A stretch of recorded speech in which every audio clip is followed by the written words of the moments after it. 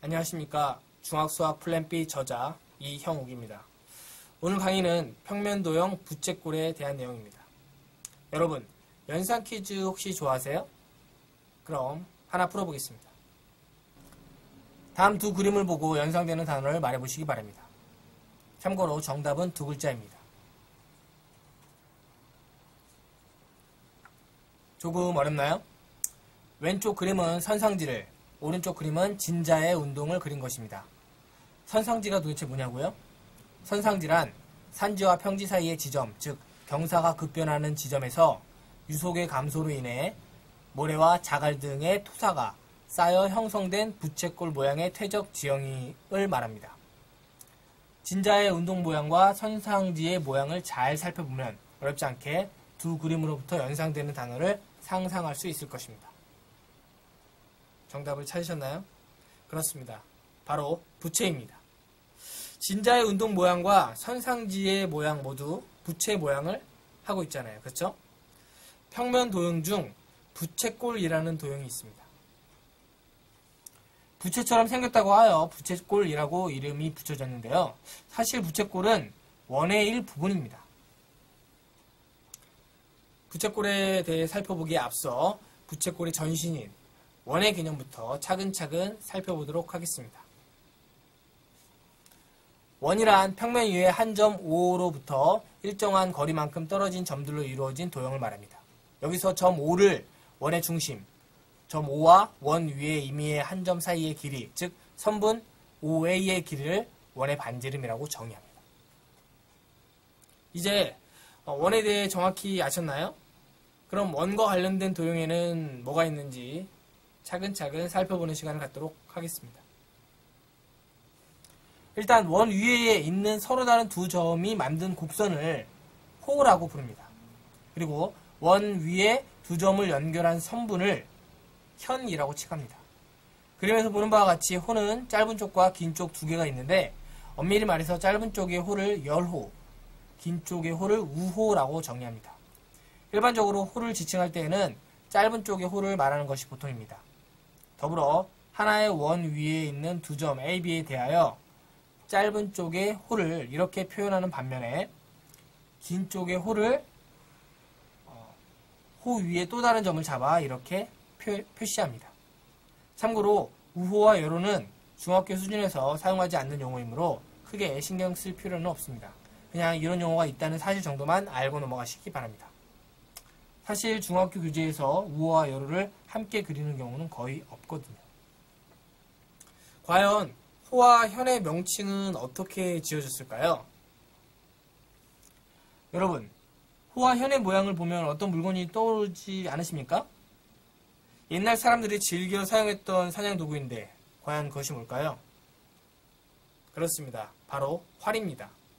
호를 활이라고 생각하면 현은 활시라고 볼 수 있겠죠? 호의 모양이 활 모양을 닮았다고 하여 한자로 활호자를 씁니다. 그리고 현의 모양이 활시위 모양을 닮았다고 하여 한자로 활시위 현자를 씁니다. 그렇다면 여기서 퀴즈입니다. 원의 중심을 지나는 현은 무엇일까요? 네, 맞습니다. 원의 중심을 지나는 현 또는 현의 길이를 지름이라고 부릅니다. 그렇죠? 이제 호와 현이 어떤 도형인지 정확히 아셨나요? 다시 한번 호와 현의 개념을 정리하고 넘어가도록 하겠습니다. 잠시 동영상을 멈춘 채 천천히 개념을 읽어보시기 바랍니다. 이제는 부채꼴에 대해 알아보는 시간을 갖도록 하겠습니다. 도대체 부채꼴은 어떤 도형일까요? 앞서 부채꼴이 원의 일부분이라고 말했던 거 기억 나시나요? 우선 하나의 원을 그린 후 그 안에서 부채꼴을 찾아보시기 바랍니다. 찾으셨나요? 네, 그렇습니다. 다음과 같이 원의 중심과 원 위의 두 점을 각각 선분으로 연결해 보면 부채 모양의 도형을 쉽게 찾을 수 있습니다. 이렇게 어떤 호를 기준으로 호의 양 끝점과 원의 반지름을 선분으로 이은 도형을 부채꼴이라고 부릅니다. 즉, 원의 두 반지름과 그 사이에 있는 호로 둘러싸인 도형을 부채꼴이라고 정의합니다. 그림에서 보는 바와 같이 원의 중심이 O이고 호 AB로 둘러싸인 도형을 부채꼴 AOB라고 부릅니다. 더불어 각 AOB를 호 AB에 대한 중심각 또는 부채꼴 AOB의 중심각이라고 부릅니다. 여기서 퀴즈입니다. 한 원에서 호의 길이와 중심각의 크기는 어떤 관계를 가질까요? 참고로 각의 크기라는 것은 원의 둘레의 길이를 360으로 가정했을 때 길이가 1인 호에 대한 중심각의 크기를 1도라고 정의합니다. 보니까 호의 길이로부터 중심각의 크기가 정의되었네요. 말인즉슨 호의 길이가 바로 중심각의 크기를 의미한다고 볼 수 있습니다. 이제 질문의 답을 찾은 것 같죠? 그렇습니다. 호의 길이와 중심각의 크기는 서로 정비례합니다. 예를 들어 한 원에서 중심각의 크기가 40도인 호의 길이가 5cm라면 중심각의 크기가 80도인 호의 길이는 바로 10cm가 된다는 뜻입니다. 물론 같은 원에서 말입니다.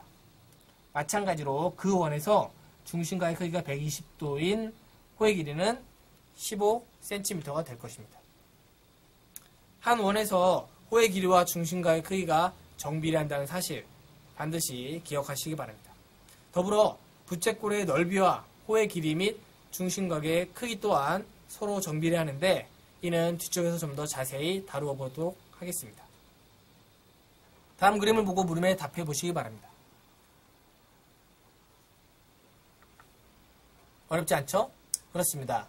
1번 호 AC에 대한 중심각은 각 AOC이며 2번 중심각 AOB에 대한 호는 호 AB입니다. 마지막으로 3번 부채꼴 BOC의 중심각은 각 BOC가 될 것입니다. 쉽죠? 이렇게 수학에서는 용어의 정의만 정확히 알고 있으면 손쉽게 해결할 수 있는 문제가 상당히 많습니다. 이 점 반드시 기억하시기 바랍니다. 여러분, 혹시 활꼴이라는 도형에 대해 들어본 적이 있으신가요? 도대체 활꼴은 어떤 도형을 말할까요? 사실 활꼴은 부채꼴의 일부분입니다. 다음 그림에서 보는 바와 같이 원주 위에 있는 서로 다른 두 점이 만드는 호와 현으로 이루어진 도형을 활꼴이라고 정의합니다. 원 안에는 참 많은 도형이 존재하죠. 다음은 두 원에서 각각 두 개의 부채꼴을 찾아 색칠한 그림입니다. 하나의 원으로부터 만들어진 두 부채꼴의 관계에 대해 말해보는 시간을 갖도록 하겠습니다. 우선 한 원에 그려진 두 부채꼴을 오려서 서로 포개어지는지 즉 겹쳐지는지 상상해 보시기 바랍니다. 어떠세요? 포개어지나요? 그렇습니다. 이렇게 두 도형이 완전히 포개어질 때 우리는 두 도형을 합동이라고 부릅니다. 보는 바와 같이 주어진 하나의 원 안에 있는 두 부채꼴의 관계는 합동입니다. 그렇다면 부채꼴의 합동 조건은 무엇일까요? 참고로 부채꼴을 이루는 세 요소는 바로 반지름, 호, 중심각입니다. 과연 두 부채꼴이 서로 합동이기 위해서는 부채꼴의 세 요소 중 어느 것이 같아야 할까요? 물론 세 요소가 모두 같으면 두 부채꼴은 당연히 합동일 것입니다. 하지만 이 질문은 두 부채꼴이 서로 합동이 되기 위해서 최소한 어떤 요소가 같아야 하는지 묻는 것입니다. 잘 모르겠다고요? 일단 세 요소 중 어느 한 요소와 같다고 해서 두 부채꼴이 합동이 되는 것은 아닙니다. 그렇죠? 다음 그림에서 보는 바와 같이 하나의 요소만으로 그려지는 부채꼴은 여러 개가 있을 수 있거든요. 그럼 세 요소 중 어느 두 개의 요소가 같을 경우를 상상해 보겠습니다. 과연 두 요소만으로도 하나의 부채꼴이 결정될까요? 다음 그림을 보면서 곰곰이 생각해 보시기 바랍니다.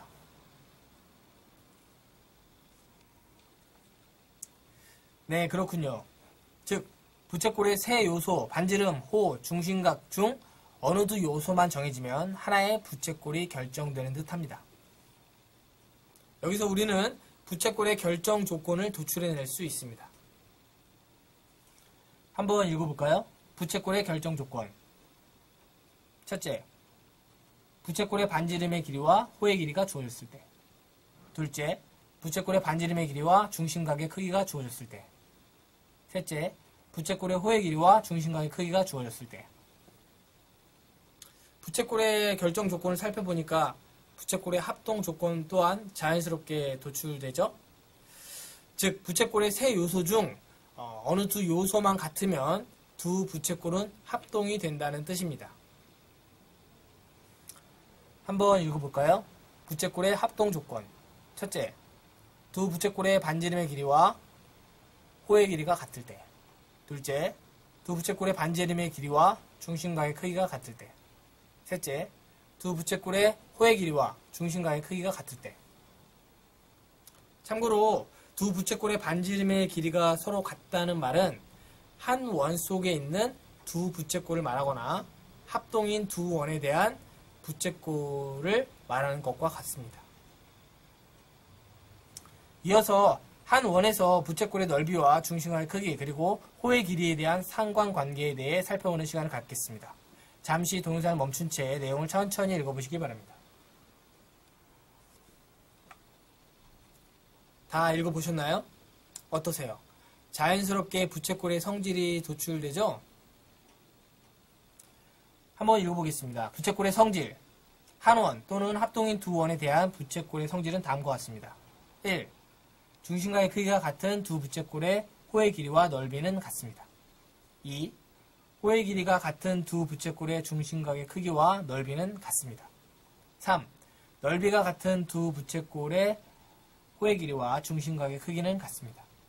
4. 부채꼴의 호의 길이, 중심각의 크기, 부채꼴의 넓이는 서로 정비례합니다.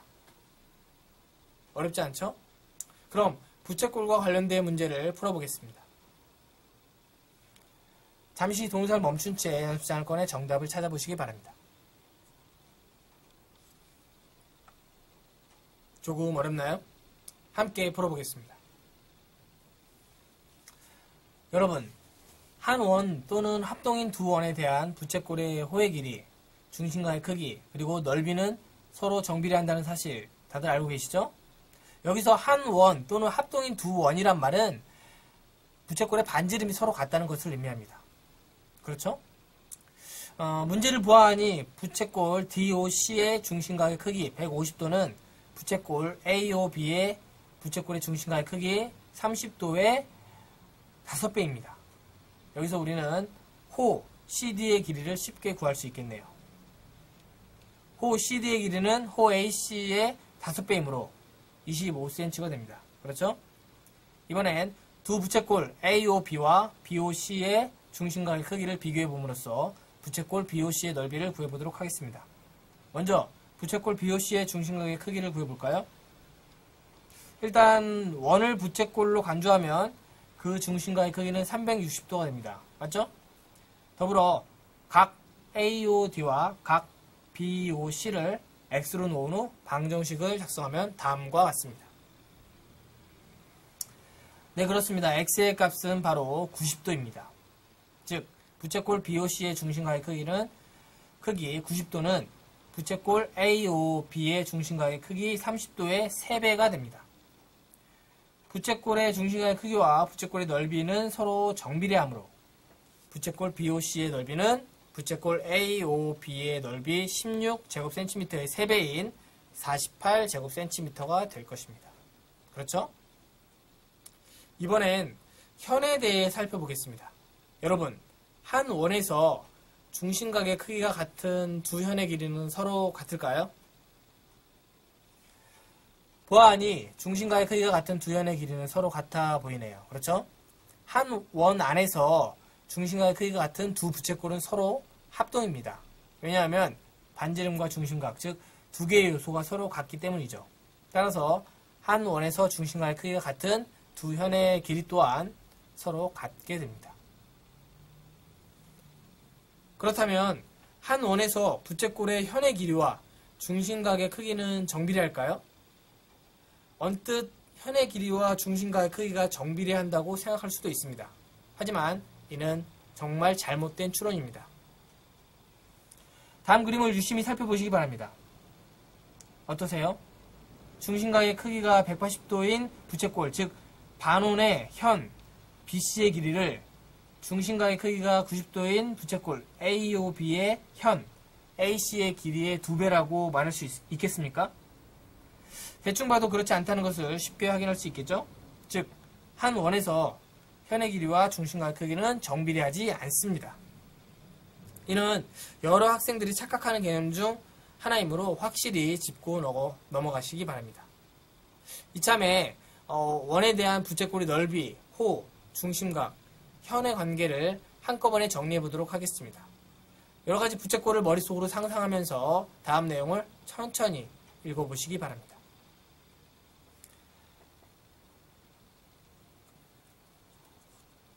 가끔 학생들이 정비례라는 용어와 비례라는 용어를 혼동하는 경향이 있는데 이 둘은 서로 같은 뜻을 지닌 단어입니다. 단 중학교에서는 반비례와 비교하여 정비례라는 용어를 사용했을 뿐이지 고등학교 이상에서는 정비례라는 용어보다는 그냥 비례라는 용어를 더 많이 사용합니다. 그럼 잠시 동영상을 멈춘 채 천천히 내용을 읽어보시기 바랍니다. 다들 잘 읽어보셨나요?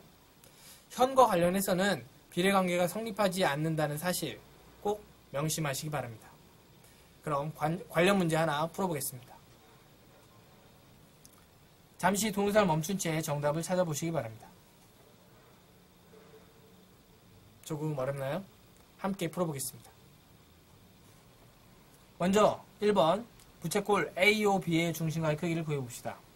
보는 바와 같이 점 5를 중심으로 5개의 합동인 부채꼴이 그려집니다. 그렇죠? 즉 부채꼴 AOB의 중심각의 크기는 360도를 5로 나눈 값 72도입니다. 즉 1번 보기는 참입니다. 그렇죠? 2번 보기를 살펴보겠습니다. 여기서는 두 개의 부채꼴을 비교해야 할 것 같네요. 즉 부채꼴 AOB와 AOD입니다. 보아하니 중심각 AOD의 크기가 중심각 AOB의 2배군요. 중심각과 호의 길이는 비례하므로 호 AB의 길이는 호 AD의 길이의 절반입니다. 따라서 2번 또한 맞는 보기입니다. 3번의 경우 두 부채꼴 AOB와 BOC는 서로 합동이므로 두 중심각의 크기는 같습니다. 따라서 3번 보기 또한 참입니다. 4번에서 부채꼴 AOC의 중심각은 부채꼴 AOB의 중심각의 2배이므로 넓이 또한 2배가 됩니다. 왜냐하면 넓이와 중심각의 크기는 비례하니까요. 하지만 5번의 경우 중심각의 크기와 현의 길이는 비례하지 않으므로 선분 AD가 선분 BC의 2배라는 말은 틀린 보기입니다. 이해되시나요? 따라서 정답은 5번입니다. 여러분, 부채꼴의 호의 길이와 넓이는 어떻게 계산할 수 있을까요? 잠깐, 부채꼴이 원의 1부분이라는 사실 잊지 않으셨죠? 즉, 부채꼴은 호의 길이는 원주의 1부분, 그리고 넓이는 원의 넓이의 1부분이 된다는 뜻입니다. 원의 반지름이 r이고 원줄이 파이일 때 원주의 길이는 2파이 r이며 원의 넓이는 파이 r 제곱이라는 사실 다들 알고 계시죠? 그럼 여기서 퀴즈입니다. 원줄 파이는 무엇을 의미하는 상수일까요? 잠시 동영상을 멈춘 채 다음 문장을 천천히 읽어보면서 원줄 파이가 어떤 숫자인지 유추해 보시기 바랍니다. 그렇습니다.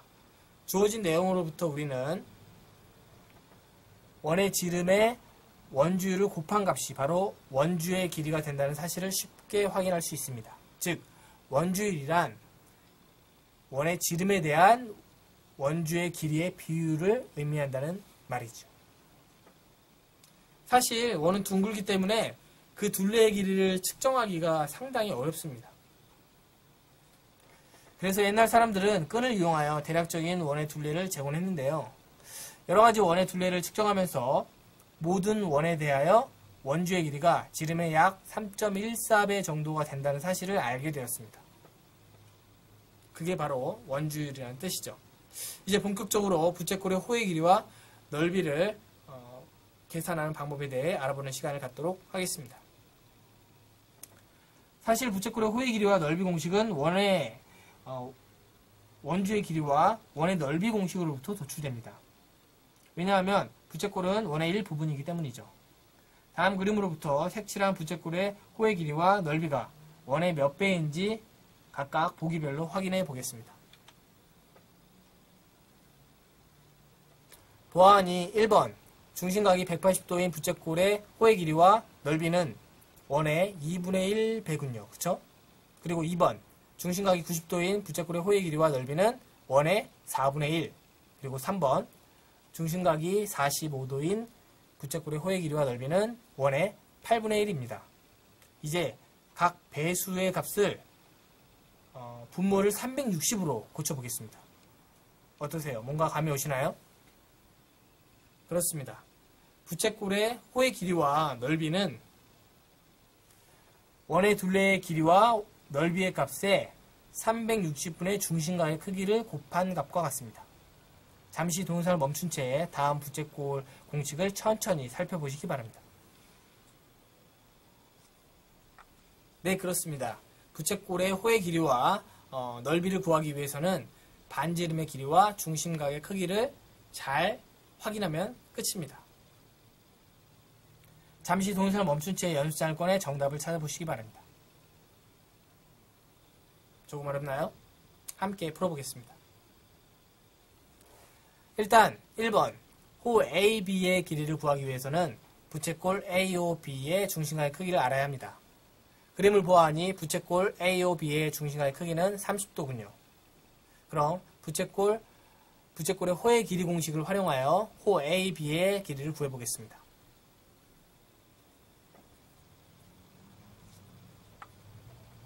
어떠세요? 어렵지 않게 답을 찾았죠?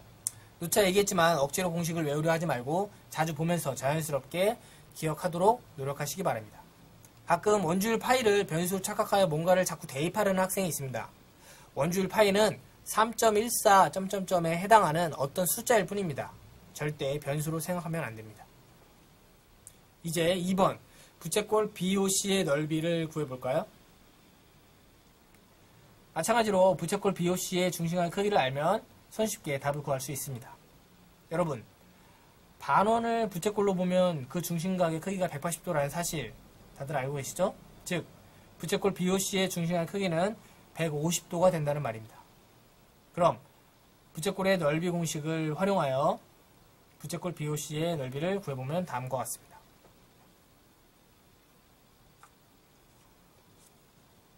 어떠세요? 할만하죠? 한 번 더 말하지만 억지로 공식을 외우려고 하지 말고 자주 보면서 자연스럽게 기억할 수 있도록 노력하시기 바랍니다. 아셨죠? 그럼 난이도를 좀 높여볼까요? 잠시 동영상을 멈춘 채 연습장을 꺼내 정답을 찾아보시기 바랍니다. 조금 어렵나요? 함께 풀어보겠습니다. 일단 1번 색칠한 부분의 넓이는 부채꼴 AOB의 넓이에서 사각형 P5-Q5의 넓이와 부채꼴 PRQ5-의 넓이를 뺀 값과 같습니다. 그렇죠? 문제에서 사각형 P5-Q5가 정사각형이라고 했으므로 부채꼴 AOB의 반지름 OB의 길이는 11이 됩니다. 그리고 중심각 각 POQ의 크기는 90도입니다. 여기까지 이해되시죠? 또한 부채꼴 PRQ5-의 반지름은 5이며 그 중심각 각 POQ의 크기는 270도입니다. 여기서 각 POQ의 크기를 90도로 오해하지 않길 바랍니다. 이제 색칠한 부분의 넓이를 구해볼까요? 앞서 설계한 대로 수식을 작성하여 계산하면 게임 끝입니다. 어렵지 않죠? 2번 문제도 마저 풀어보겠습니다. 색칠한 부분의 넓이는 정사각형 CDEF의 넓이에서 부채꼴 CDE의 넓이와 부채꼴 XFY의 넓이를 뺀 값과 같습니다. 그렇죠? 일단 정사각형 CDEF의 한 변 F2의 길이는 선분 FY와 Y2의 길이를 합한 값과 같습니다. 여기서 선분 FY는 부채꼴 XFY의 반지름이므로 선분 XF의 길이 4와 같습니다. 즉 정사각형 CDEF의 한 변 선분 F2의 길이는 선분 XF의 길이 4와 선분 Y2의 길이 8의 합인 12가 된다는 말입니다. 여기까지 이해되시나요? 색칠한 부분은 다음과 같습니다. 잠시 동영상을 멈춘 채 천천히 문제풀이 과정을 읽어보시기 바랍니다. 어떠세요? 생각보다 그렇게 많이 어렵지는 않죠? 혹여 잘 이해가 되지 않는 학생이 있다면 동영상을 멈춘 채 연습장에 천천히 수식을 써내려가면서 공부하시기 바랍니다. 아마 한결 이해하기가 수월할 것입니다. 이제 강의를 마칠 시간이네요. 엔딩 화면으로 오늘 배웠던 내용을 띄워드릴 테니까 각자 스스로 잘 정리해보는 시간을 갖도록 하십시오. 감사합니다.